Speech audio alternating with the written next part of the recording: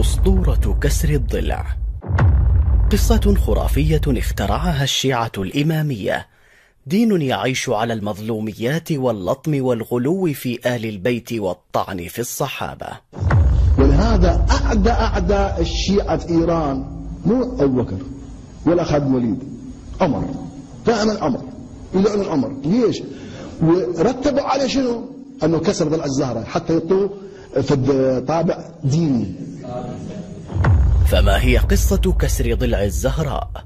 القصة باختصار كما يزعم الشيعة أن أبا بكر لما تولى الخلافة امتنع علي من البيعة ومعه جماعة من بني هاشم والزبير بن العوام، واجتمعوا في بيت علي، فذهبوا إليهم ليجبروهم على بيعة أبي بكر. فلما وصلوا إلى البيت طرقوا الباب، فجاءت فاطمة رضي الله عنها لتفتح الباب، فدفع عمر الباب، فدخلت المسامير في صدرها وكسر ضلعها وأسقط جنينها. هذه الخرافة والأسطورة التي كانت بمثابة القوت الذي يغذي التشيع ويهيج جهلة الشيعة على بغض الصحابة والانتقام من أهل السنة، لأنهم يحبون هؤلاء الصحابة. فهذه الأكذوبة والأسطورة أول من تحدث عنها كتاب سليم بن قيس الهلالي.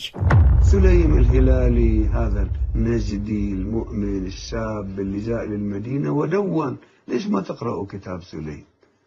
قال سليم: قلت يا سلمان هل دخلوا ولم يكن استئذان؟ دفعوا الباب ودخلوا.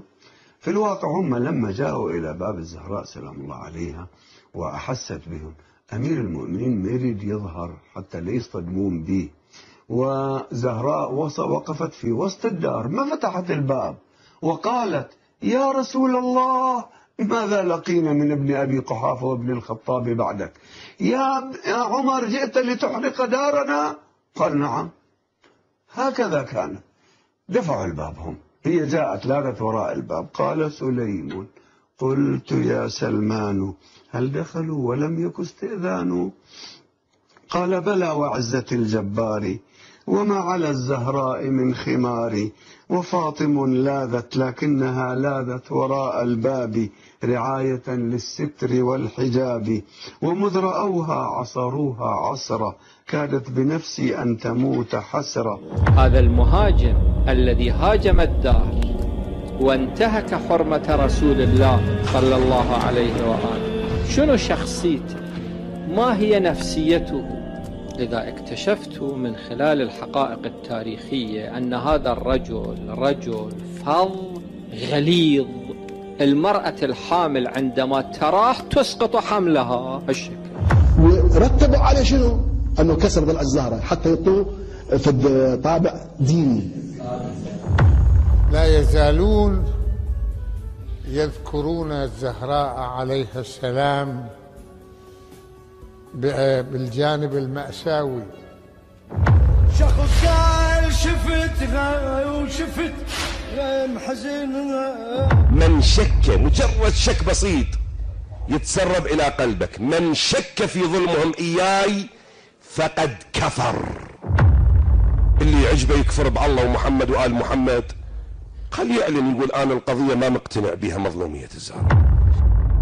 أما متن الرواية وسياقها فإنه يتناقض مع نفسه ومع الحقائق والروايات المتفق عليها. فقد جاء في كتاب الاختصاص للمفيد أن أسطورة كسر الضلع لم تكن في البيت، وإنما كانت في وسط الطريق عند عودتها من منزل أبي بكر. الاختصاص الصفحة 83 و100 إلى الصفحة 85 و100.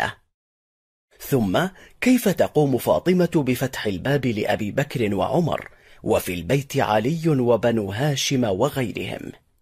ولماذا لم يدافع علي حيدر أسد الله عن زوجته بنت النبي صلى الله عليه وسلم؟ أحب أن تفكروا معي، إذا هجموا على الزهراء شو دور الإمام علي؟ الإمام علي جبان. وأيضا فإن الرواية تقول بأن إسقاط المحسن وموت فاطمة رضي الله عنها قد حدث إثر هجوم أعوان الخليفة الأول في الأيام الأولى التي تلت رحيل النبي صلى الله عليه وسلم، ثم بعدها لم تخرج فاطمة من بيتها حتى ماتت. تقول الرواية: فلم تزل صاحبة فراش حتى ماتت صلى الله عليها من ذلك شهيدة.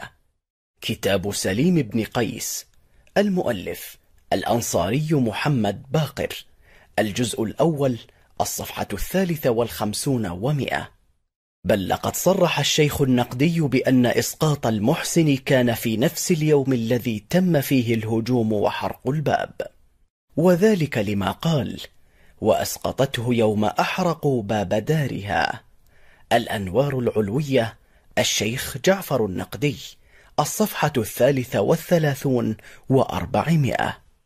في حين جاء في رواية شيخهم المفيد في كتاب الاختصاص، الصفحة 84 و100، أن السيدة فاطمة قد حاجت أبا بكر والآخرين مرارا من أجل استعادة فدك، واختلفت إلى دور الأنصار هي وزوجها والحسن والحسين مدة 40 يوما بعد رحيل رسول الله صلى الله عليه وسلم، وكانت خلال هذه المدة سالمة، وأن إسقاط المحسن قد حصل بعد أخذها الحجة على امتلاكها فدكا من أبي بكر، وإثر رفس عمر لها بعد ذلك كما زعموا. ومن البديهي أنه إذا كان إسقاط المحسن قد حدث بفعل كسر الضلع وضغط الباب، لما كان باستطاعتها الخروج من منزلها والتردد على أبي بكر وبيوت الأنصار والمهاجرين. والأهم من ذلك هو أن الجنين الواحد ليس بإمكانه السقوط أكثر من مرة. ميروني يقول: أنا ما قعدني عن ذلك الجبن، أنتوا هي اصحوا شوفوا شنو القضية. أنا أخو علي بن أبي طالب، ما تعرفوني؟ أنا متى تراجعت عن مواجهة عدو من الأعداء؟ إنما كل ما هنالك أنه ما كان ذلك مسموحا لي شرعا، النبي مقيدني. بعد كل هذا نقول: هل من الممكن عقلا أو شرعا أن يأمر النبي صلى الله عليه وسلم عليا بألا يدافع عن زوجته ويفعل بها هكذا؟ شلون تقنعني علي بن أبي طالب قاعد بالدار وهجموا على الزهراء وما قام له؟ يا هاي شو السلف يا ظل، هاي شو تحط لي؟ كم مرة نكرر نقول إذا واحد كان موصى من النبي بالصبر ليس له أن يتحرك. أنتم كلكم متزوجين من متزوجين، إذا فرضنا أنه واحد بده يجي يهجم على زوجتك، بده يقتلها أو بده يعتدي عليها، تقعد وتقول لا حول ولا قوة إلا بالله العلي العظيم أو تدافع عنها؟ تصبر وتتحمل إلى أن تلقى ربك، وإحنا نأخذ بحقك يوم القيامة. هذا الأمر لو حدث يكون نقضا لضرورة من الضرورات الخمس التي جاء بها الإسلام ليحافظ عليها، فيكون هذا الفرع مبطلا للأصل، وهذا لا يجوز إجماعا. فمن الناحية الشرعية لا يجوز الأمر بالسكوت عن الأعراض، وأما عقلا ونخوة فحاشا للنبي صلى الله عليه وسلم أن يأمر بهذا، وكذلك حاشا عليا رضي الله عنه أن يقبل ذلك في زوجته وفي بضعة رسول الله صلى الله عليه وسلم. إذا ما دافعت عن زوجتك شو بيقولوا الناس عنك؟ هذا واحد. اثنين، لم يكن علي وحده في البيت، كان هناك جماعة من بني هاشم، حتى قيل أنه زبير ابن عمة الإمام علي خرج مسلطا سيفه إلى الخارج، ما كانوا داخلين للداخل. هؤلاء أيضا يتركون الزهراء، هذا يكسر لها ضلعها وهذا ينقصها بالسيف وهذا ما يدخل البسمار بصدرها مثل ما بيقولوا بسمار هيك مزنجر، ما بعرف هذا معقول؟ هذا فكروا. هذا اللي حصل. الإثم على الأمة لا على علي عليه السلام، الأمة هي التي خذلت عليا. فهذه الأكذوبة والأسطورة أول من تحدث عنها كتاب سليم بن قيس الهلالي، وهذا الكتاب وصل إلى الشيعة من طريق أبان بن أبي عياش. هل الروايات التي يذكرها خطباء المنبر وبعض الكتاب عن كسر عمر لضلع السيدة فاطمة عليها السلام صحيحة برأيكم؟ السائل من مقلدي الخوئي يريد أن يعرف رأي الخوئي في روايات كسر ضلع فاطمة من قبل عمر، هل هي صحيحة برأيكم؟ رأي السيد الخوئي معروف ومبين في كتبه وأبحاثه ودروسه. روايات كسر عمر لضلع فاطمة ليست صحيحة، ليست صحيحة، هذا هو رأيه، مبين في معجم رجال الحديث وفي أبحاثه ودروسه، هذا الأمر مبين.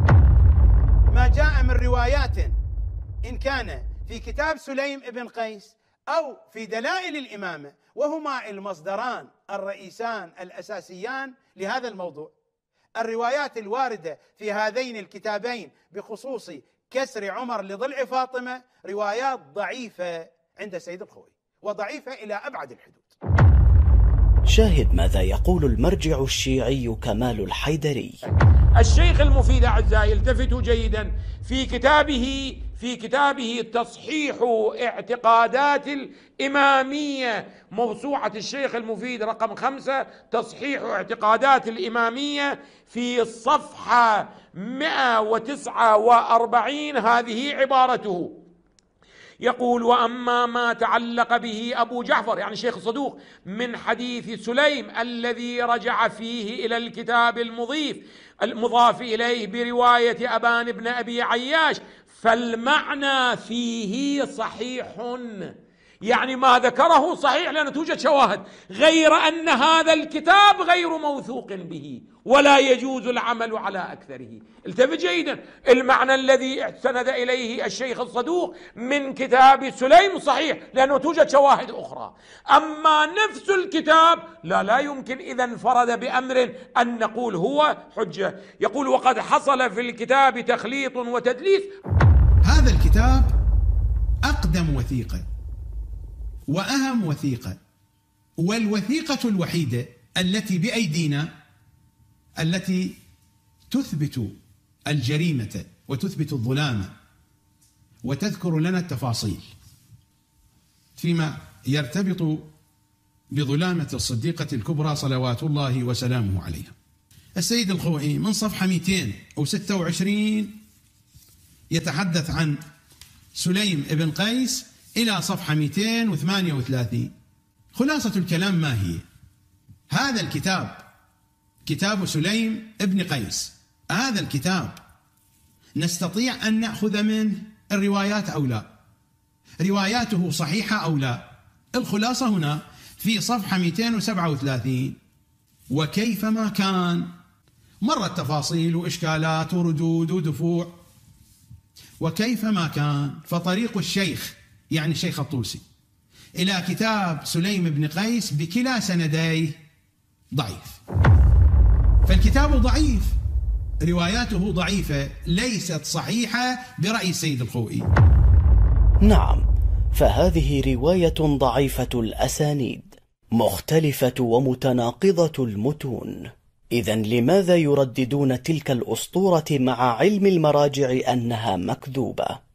لا شك أن هدف المراجع من هذه القصة المزعومة هو زيادة الحقد والكراهية لعمر بن الخطاب رضي الله عنه ولجيل الصحابة الذي سكت بزعمهم على إيذاء البضعة النبوية الشريفة، وما هذه إلا خرافات لم يعرف التاريخ لها وقوعا عمليا إلا في رؤوس الحاقدين على الإسلام والمسلمين. فاحكم بعقلك أيها الشيعي لتعرف أين الحقيقة. ونحن نبرأ إلى الله من تلك الخرافة، ورضي الله عن أصحاب نبينا محمد أجمعين.